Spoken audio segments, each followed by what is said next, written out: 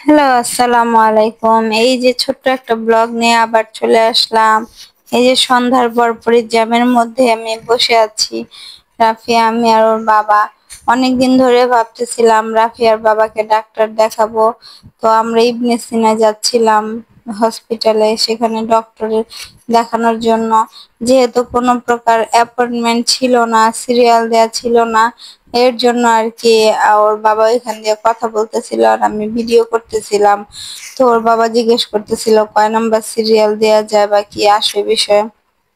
তো তারা বলতেছিল এখন যে ডাক্তার দেখাবে সে ডাক্তার সিরিয়াল শেষ আছে 76।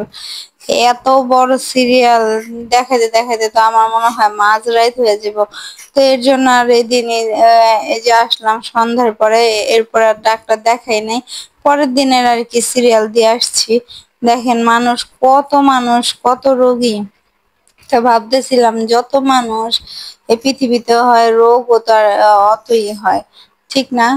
এই যে দেখেন সবাই কিন্তু রোগী, এক এক সমস্যার জন্য এক একজন আসছে। যে রাফে একটু নাচানাচি করতেছিল আর ওর বাবা তো এখান থেকে কথাই বলতেছিল। তো পরের দিনের আর কি সিরিয়াল দিল। তারা বললো পরের দিন দুপুর 2টা বাজে আসতে হবে। এই যে দুপুর 2টা বাজে আমি তো কাজকর্ম সেরে তাড়াতাড়ি আসলাম। তাদের যেহেতু মেসেজ আসছে দুপুর 2টার সিরিয়াল, 15 নম্বর মেসেজ। এই যে এই রাস্তাটাতেই কালকে জ্যাম ছিল, প্রচুর জ্যাম ছিল, এত একটু একটু না, অনেকক্ষণ জ্যাম ছিল। জ্যাম থাকলে কি হইব, কিন্তু আমরা তো গতকালকে ডাক্তারি দেখাইতে পারলাম না। আবার কালকে এখানে যে নামছিলাম এখানেও জ্যাম, পুরো রাস্তা ঘুরে জ্যাম ছিল। তো নামার সাথে সাথে যে একটা মহিলা ছিল, এই মহিলা এসে সাহায্য চাইতেছিল। তো আমি এই মহিলাকে সাহায্য করতেছিলাম আর এখান দিয়ে রাফিয়ার বাবা হাইটা হসপিটালের দিকে চলে যেতেছিল। ওরা বেটিরা এমনই করে, দুইজন মেয়ে আর হলো ওর বাবা এমনই করে সব সময়। যে কোনো জায়গায় যাব আমি পিছেই থাকবো আর ওরা দুজন, তিনজনে দেখা যায় হাইটটা চললেই যায়। আমি ওদের পিছে পিছে পিছে পিছে অচেনা মানুষের মতো হাইটে হেঁটে যাই, এরকমই হয়। ওরা পিছের দিকেও কিন্তু ফিরে তাকায় না। এখন তো এদিকে ফিরে তাকাইলো কি কারণে জানি, কিন্তু তাকায় না। আমি ওদেরকে দেখে দেখে চলি। এই যে ভিডিও করতেছিলাম যে আশেপাশে ফার্মেসি ছিল, দেখেন এখানেও কিন্তু অনেক মানুষ। এত রোগ এই পৃথিবীতে আছে, এই যা বলার বাহিরে।